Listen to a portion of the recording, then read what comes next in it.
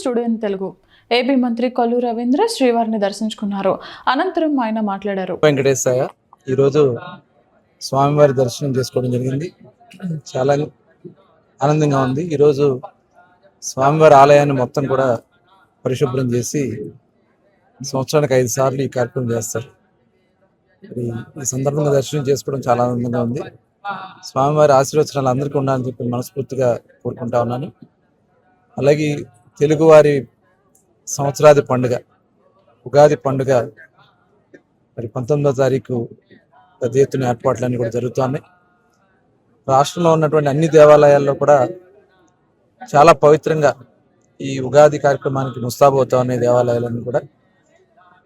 ముఖ్యంగా ఆంధ్ర రాష్ట్రంలో సనాతన ధర్మాన్ని ఇవాళ ప్రతి ఒక్కరు కూడా భాగస్వాములు అవుతా ఉన్నారు.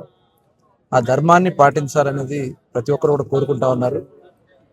యువత కూడా, ముఖ్యంగా యువత చాలా కీలకంగా చాలా నిజాయితీగా వర్క్ చేస్తున్నారు.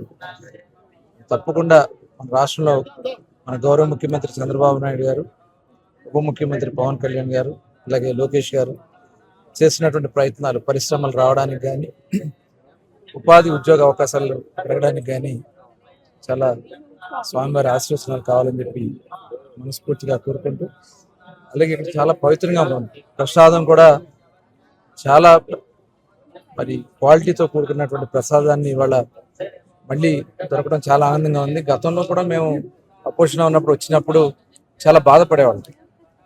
ఆ లడ్డు పట్టుకుంటే పౌడర్ అయిపోవడం, స్మెల్ కూడా వేరుగా ఉండేది. కానీ ఇవాళ చాలా క్వాలిటీగా ఉంది. తప్పకుండా స్వామివారి ఆశీర్వచనాలు అందరికీ ఉండాలని చెప్పి మనస్ఫూర్తిగా కోరుకుంటూ నమో వెంకటేశ్వర.